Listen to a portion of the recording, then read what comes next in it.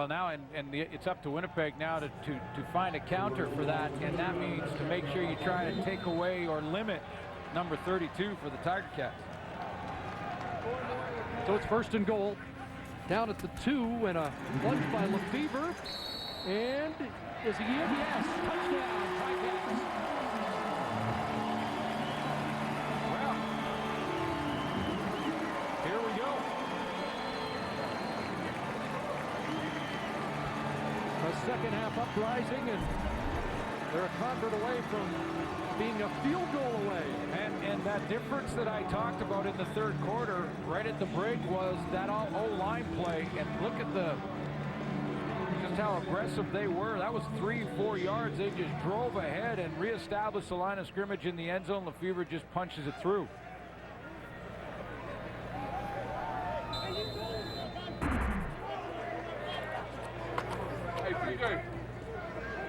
Third touchdown of the year for Lefevre. Medlock point after, and it is 20-17. 8 plays, 81 yards in just over 4 minutes. Couple second half touchdowns for the Ticats, getting them within 3. What does Drew Willie have? How does he counter here? Big Blue Bombers have to try and stop this momentum created over the last couple of series, and Drew Willie again hasn't really pushed the ball deep yet.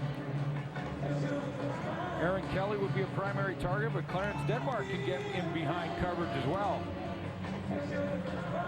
They've been sort of settling for dumping the ball to Nick Grigsby a ton. But this is a big drive for the Bombers.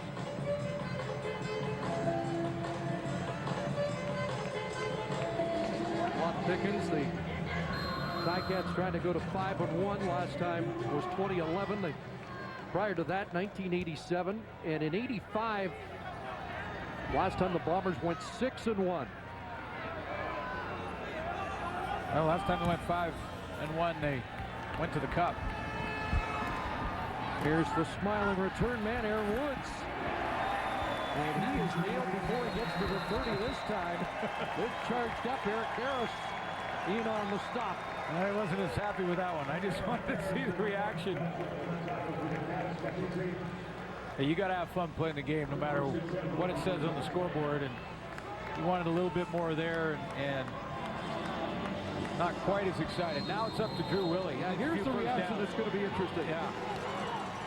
How do the Bombers respond? Start double tight ends. With Grigsby in the backfield. He releases. Willie under pressure. Down he goes. Drew Willie is sacked. And it's Ted Laurent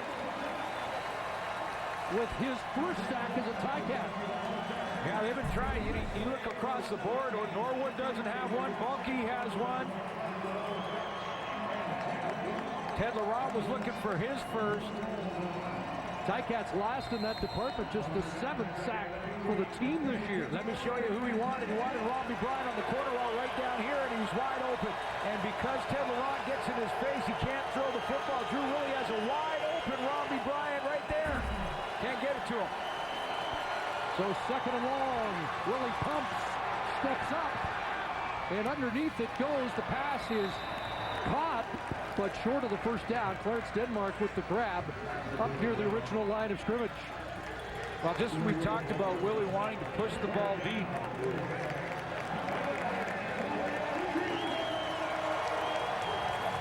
Trying to push the ball deep, and wow, was Robbie Bryant open on that corner. And I think that's what he's talking about right now. So a 2 and out. Irola, who's kicked, not a deep one. McDuffie across the 50. Now midfield. Cutting back. And away he goes. Look at the speed.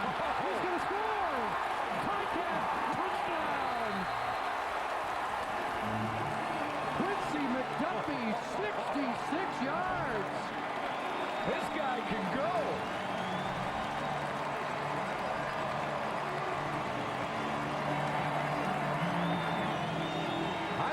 saw full speed initially on the return. He had another speed on the cutback. I mean, he looks fast here getting outside. Watch the cutback now. He has to start from scratch. Puts it in another gear, and goodbye.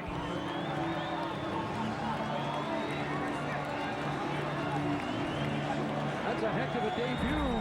First Canadian Football League team for Quincy McDuffie out of Central Florida.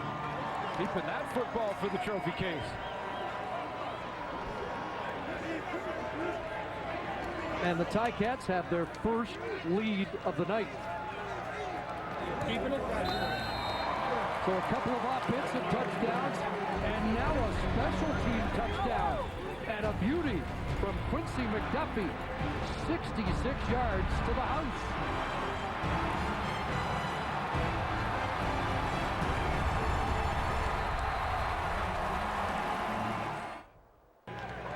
That was some kind of speed. Ticats now with 14 points in the last minute, 54. And 3 touchdowns in under 11 minutes to erase that Winnipeg lead. Duffy wanted to show you his mouthpiece there for some reason, but I want to give you a perspective. We're at McMaster with a little bit different look at some of our camera angles and things like that, but let's have some fun with this. You're the cover guy at home now. We're going to run at full speed. Now you got to stop this guy. There you go. Go get him. Break down. Wait a minute. Well, now you got to get on your horse. Get on your horse. I don't think so.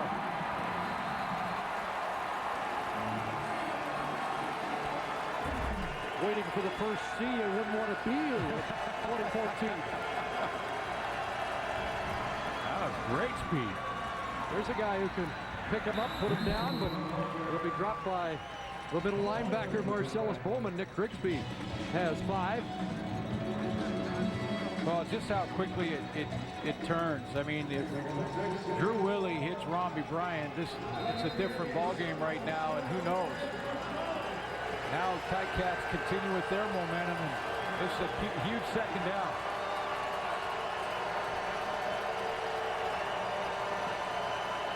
Second and 5 from the 38. 6 receivers out. And looking to take a shot, but overthrows Grigsby. And another 2 and out as the Bombers have stalled on offense in the second half, and Grigsby suggesting he had the jersey pulled on the play. 3 consecutive 2 and outs for the Bombers now, early now in this fourth quarter. That last sack by Ted Laurent had Willie a little bit jumpy in the pocket on that last deep throw there. Carried over to the next series. 19's barely had time to catch his breath. And the snap is an air one. Hailahu back, and he'll do well just to concede the 2 here. And he's going to kick it up into the VIP section up there, but he does do the right thing, kick it out of the back of the end zone. Ian Wild had trouble with the snap earlier. The punter did well to bring it down, but this one out of his control. And it's a 6-point Ticat lead as it starts to unravel here for the visitors at Ron Joy Stadium. To set your roster for a chance to win a trip to the 102nd Grey Cup and a Joseph Abboud suit for Moors. Every pick counts. Make yours today. Sure, a lot had Dan Lefebvre into their lineup this week. I might take Quincy McDuffie, my fantasy pool next week. Well, they lost Brandon Banks, who's a dangerous return man in his own right. Number 3 in all-purpose yards, but they haven't missed a beat. Line drive kickoff after the safety. And a good return here. All the way down to the 45-yard line, and all the momentum in the Ticat camp here. Moses Madu with the return. Or excuse me, Powell Krupa. Nice lead block here from Quincy McDuffie as well. Watch 19 get up in front of him and then get the little chip right there. That picks up another 20. It was 26. It was Moses Madu. Yeah.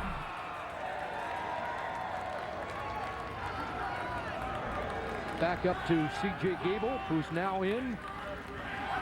And released from the backfield for Lefebvre. Drops it over the middle. Big room for Bakari Grant. First down. Kept down by Chris Randall at the 35, but Grant's got his second catch in 12 yards. You know, this second half, there's been some open receivers for the Ticats that have been too open. And what I mean by that is just, you know, whether you're in a man concept defensively or a zone concept, there should be someone close in the vicinity. You see Grant come out here, there's not a player around him for about 15 yards. Now double tight ends, 1st and 10. And to the wide side, and Grant's got another catch. Matt Buckner pulls him down. Last year, 974 yards for Grant. Did not play in the final game, which would have likely put him over 1,000. Greg Ellingson was close to returning to the lineup. Had the flu, missed last week, but decided to stick with the same guys. Keep Kerry Coke on the roster because of the win last week. See, Tim O'Neill's gone to center, and Landon Rice, the Manitoba Bison product, is now in at left guard. So Mike Filer went the first half, but they've changed things up in the second. Second down. Lefebvre running out of time, running out of the pocket, and with flags down, he'll get brought down at the 25, close to a first down. Did get first down yardage, but the flags are in that offensive line area, which would indicate holding.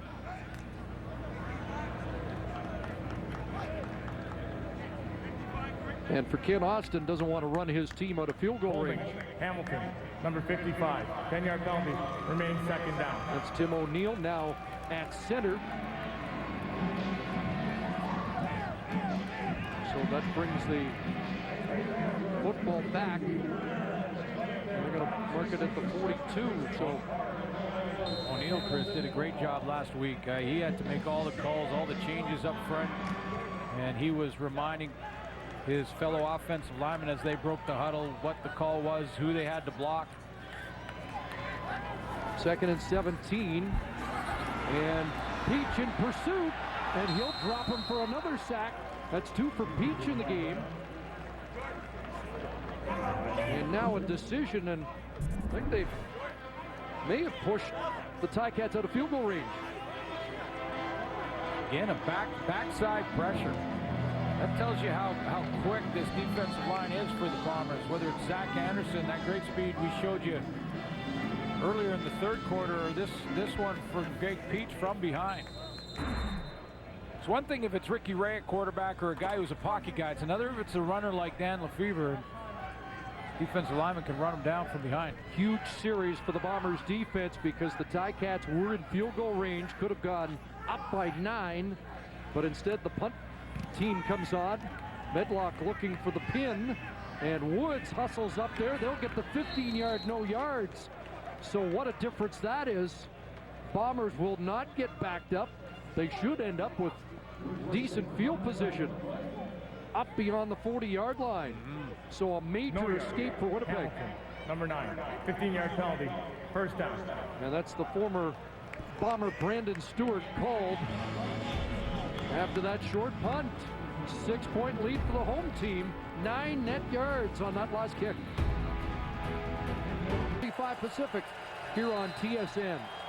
23 consecutive points for the Ticats. They lead 26-20, but the Bombers have the football at the 35, and Aaron Kelly's got a catch and falls forward for close to 9. 8 minutes to go, fourth quarter. The Bombers had the great lead in the first half and have watched it disappear on them quickly here. Not being able to stop this momentum from Hamilton once they got C.J. Gable on that first touchdown down the middle. Whoa! Quarterback sneak. What happened there? Ball came loose. Ticats say they've got it. And from the bottom of the pile, Brian Hall, but there is a flag, and was Hamilton offside? I was going to say, it looked like there was contact made before the ball was even snapped. Willie didn't even get it. Offside, Hamilton, 5-yard penalty, comes first down.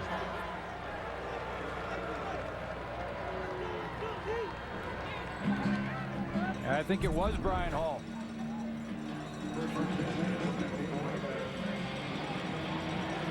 Yeah, no question. He jumped the snap and Willie never did get his hands on the football.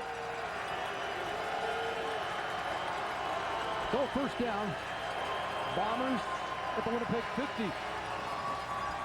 And they'll go to Robbie Bryant, got away from Delvin Blow and down the sideline, bumped out by Stewart, but into Hamilton territory for the veteran Robbie Bryant in his second tour of duty with the Bombers. Been matched up on Delvin Bro all night long, and we haven't talked much about him other than when he was open and Willie couldn't hit him on that corner route. Now that was not against Bro. So when he's gone to the short side and has been one-on-one with 27, he had the bad penalty.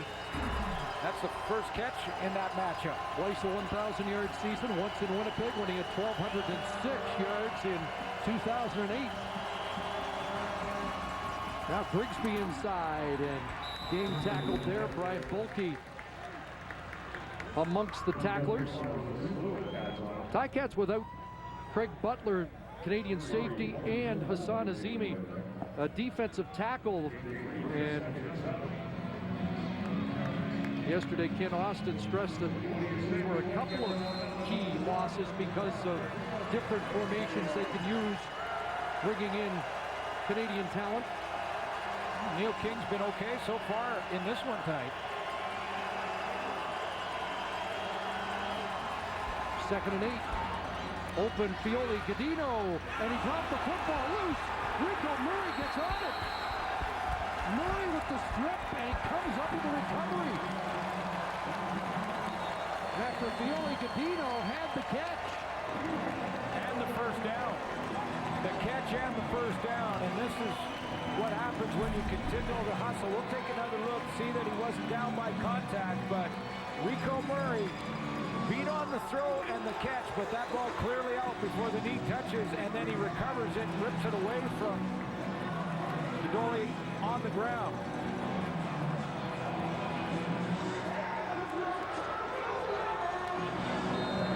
And he does win the jump back at the football once it's on the ground. Big turnover for Rico Murray.